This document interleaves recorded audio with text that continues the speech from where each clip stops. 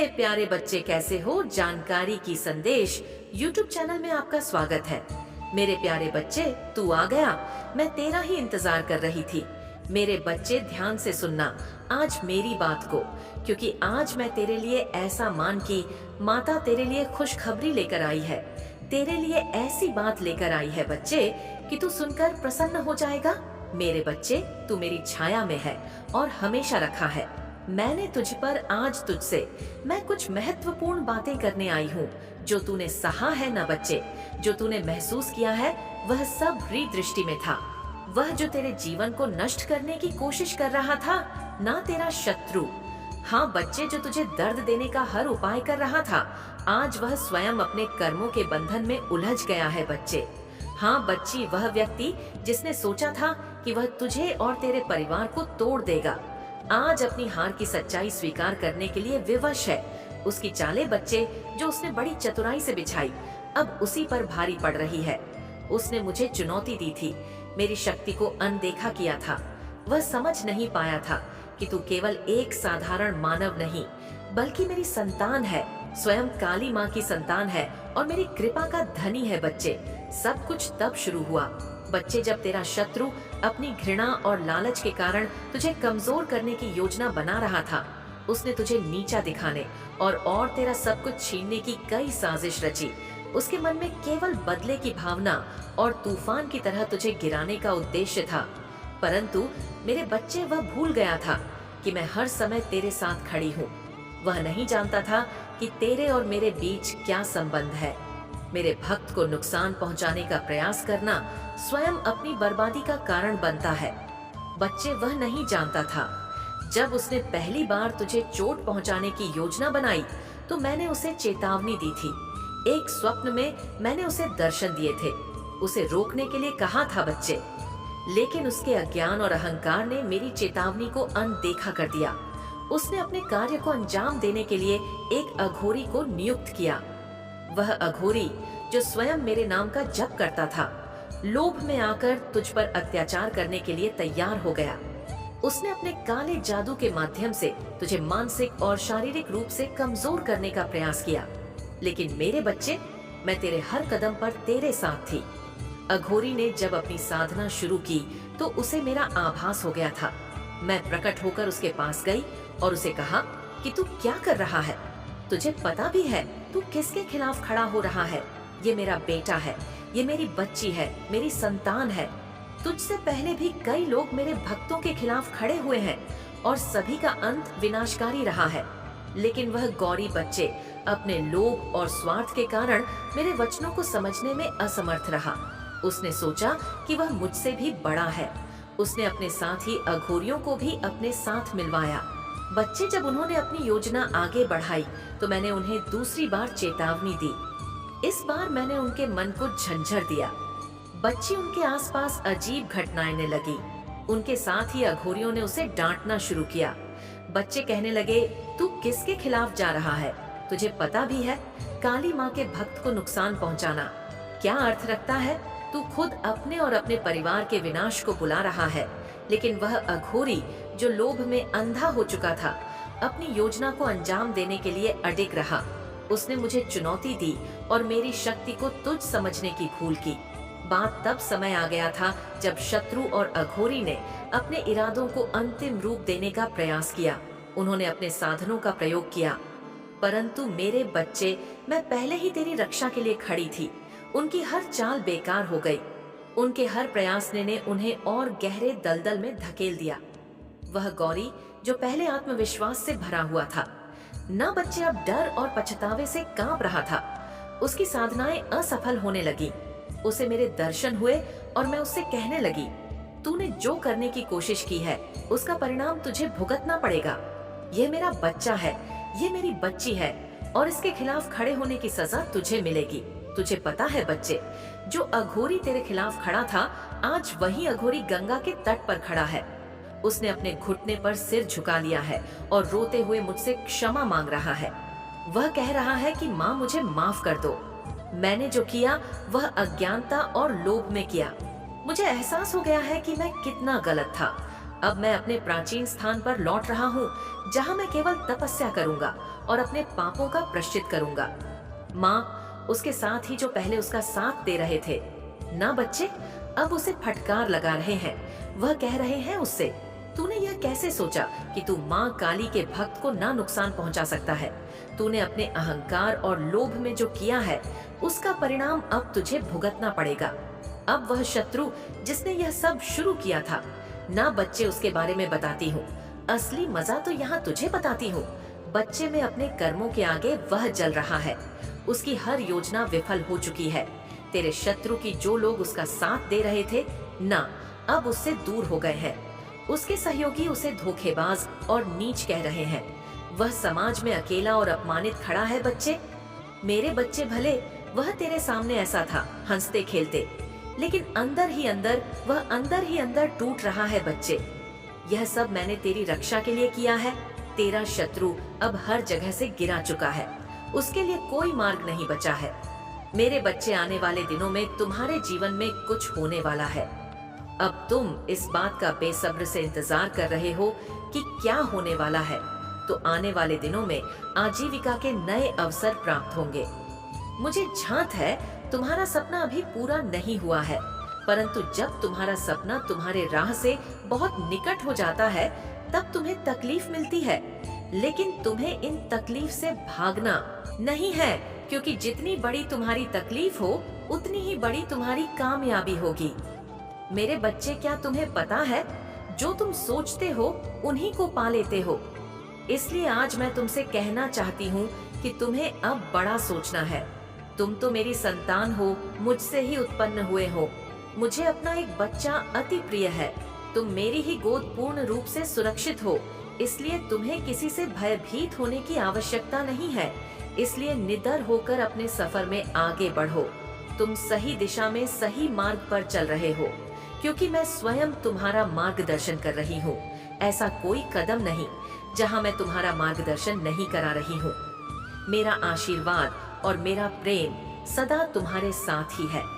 मेरे बच्चे, जब तुम किसी बात को लेकर चिंतित में रहते हो, तब कोई अदृश्य पवित्र आत्मा तुम्हें विभिन्न विभिन्न प्रकार से संकेत देती है। तुम्हें बताती है कि तुम अपने जीवन में अकेले नहीं हो। कोई अदृश्य शक्ति है जो तुम्हारे समक्ष ही है। जब जब हवा का झोंका तुम्हें छू जाए, जब अचानक ही तुम्हें कुछ अंग दिखाई देने लगे, रंग बिरंगी तितलियां दिखाई देने लगी, बिना बादल के तुम्हारे शरीर पर बारिश की बूंद पड़ जाना, तब समझ लेना मैं तुम्हारे समक्ष हूँ, तुम्हारे बहुत करीब हूँ। क्या तुमने ऐसा अनुभव नहीं किया है मेरे बच्चे? यह बहुत बड़ा संकेत कि मैं तुम्हारे समक्ष ही हूँ और तुम्हारे साथ जुड़ी हुई हूँ। और मैं जानती हूँ कि तुम्हारा हृदय अत्यंत कोमल है, इसलिए तो तुम सभी भावनाओं को हृदय से महसूस कर पाते हो। तुम बहुत ही भावुक हो, इसलिए तुम्हें निराश नहीं होना चाहिए। इसके लिए तुम्हें बहुत ही प्रसन्न होना है कि तुम्हारा हृदय इतना पवित्र है। तुम्हारा हर एक आंसू मेरे लिए बेहद कीमती है। मेरे लिए तुम अनमोल विभूति के समान हो। अपने आप को कम कभी मत समझना। अपने आंखों से एक आंसू निकालने से पहले 10 बार जरूर सोचना कि तुम मेरे लिए क्या हो। अपने आंसुओं को यूं ही किसी पर व्यय न करो, क्योंकि इसका मूल्य तो तुम स्वयं नहीं जानते हो।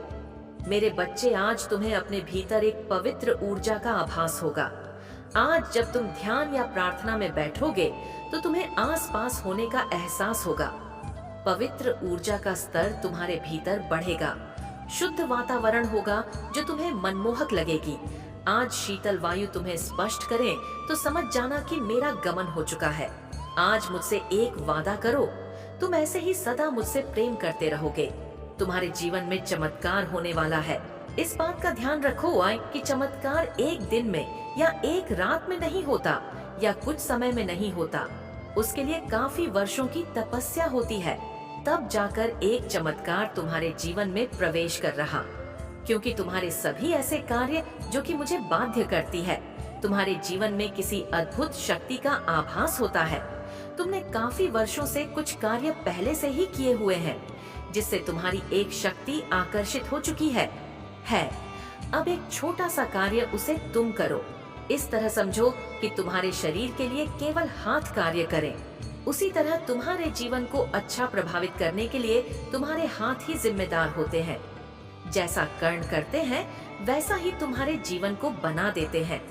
हाथों की रेखाओं में मां लक्ष्मी छुपी होती है और हाथों की रेखाओं में दुर्भाग्य भी छुपा होता है।